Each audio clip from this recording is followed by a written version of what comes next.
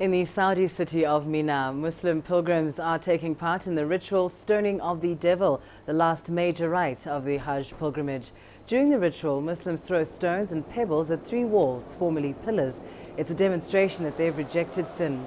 Mina, east of Mecca, is where last year's deadly stampede took place. Hundreds of people were killed en route to the Jamarat Bridge to perform the stoning. The bridge is a multi-storied one to accommodate the huge number of pilgrims.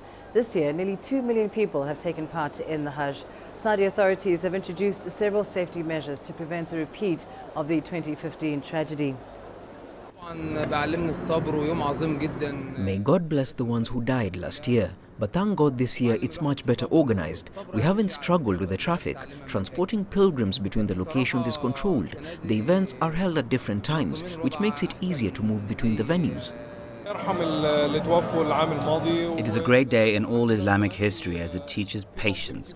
Patience is the most important thing that you learn from the Hajj. This year the Hajj is better organized, it's safe, and I feel very comfortable here. Well, let's get you an update on this one. I'm now joined live from Mina by CCTV's Adele Al-Marouki. Adele, just give us an idea of what is happening where you are at the moment.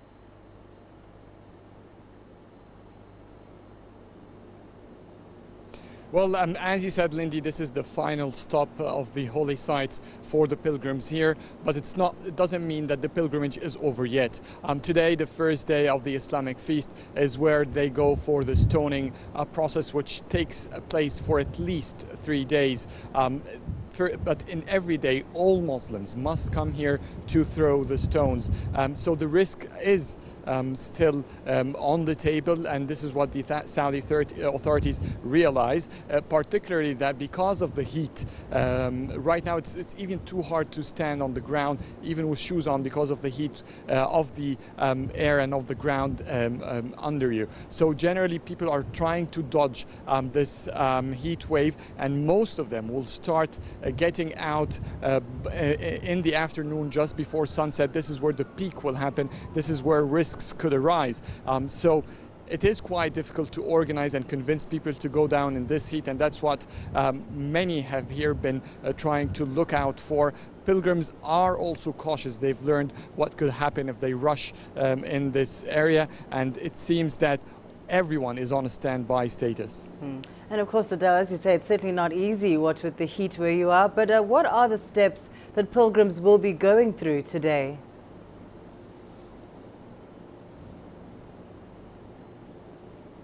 So first of all, they come to throw 7 stones. There are like 3 areas here where the pilgrims should throw stones at. They will throw on just one of them, 7 stones, and then they can finally go to shave their head, take off these white sheets, which are part of the Hajj rituals, and then it will make people more comfortable in moving, wearing comfortable clothes, and of course shaving is the trend of the day. They also have to sacrifice, give meat to the poor, and the kingdom says that it is going to sacrifice about 2.5 million head of sheep in the coming 4 days of the feast. Afterwards they can spend and rest the day peacefully, but they have to come on the coming 3 days every morning to continue this ritual. But this time, no shaving and no other thing except just stoning and going back home until they're done. Now, once they're done, some people will go back home directly, others will go to Medina to visit the holy mosque of the Prophet Muhammad. And Adele, we understand that technology is being used to make the pilgrimage easier. What can you tell us about that?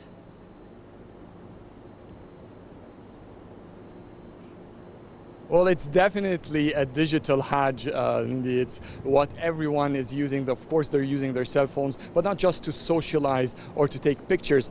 Many mobile apps this year have proven to be quite efficient in organizing and making Hajj much easier. 2 years ago, cell phone selfies were a growing trend in Saudi Arabia.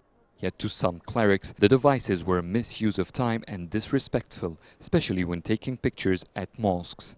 This year, however, mobile phones and specific apps turned out to be lifesavers for those attending the Hajj. Each visitor entering the kingdom has been assigned a unique barcode to help with identification, which for the first time here has made mobile phones an integral part of security checks. The Kingdom of Saudi Arabia is currently moving towards having an electronic government. Today, most of our affairs have gone digital. The Hajj license, what you are seeing today, has become a system that helped us greatly in preventing any visitor or Saudi national in entering the Hajj without a license. That's to control the numbers. It terminated forging documents, it gave us faster checking, it helped us guarantee the comfort of pilgrims. Saudi Arabia is also testing a new mobile service that helps monitor and detect crowds. The Hajj ministry sent me an SMS to download a mobile application, and I did. It took all my information, picture, even fingerprints. Then I learned that it would help if I go missing or dead.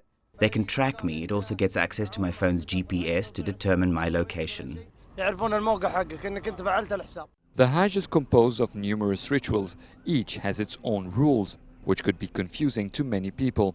Mobile apps were launched to guide pilgrims through the entire process, but some people still prefer the old ways. I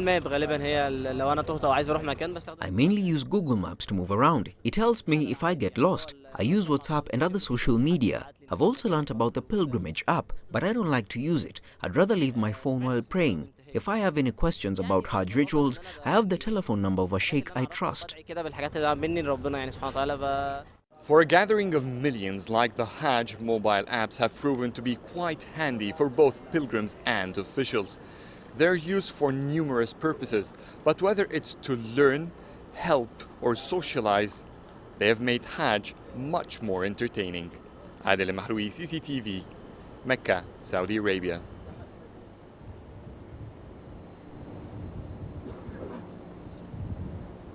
And this seems to be just the beginning. Next year, many are expecting that the app of the Saudi government will be along with most pilgrims and therefore can help them in detecting crowds or prevent further stampeding. Once everyone has a GPS on him, it will be easy for the authorities to try to stop a catastrophe before it happens.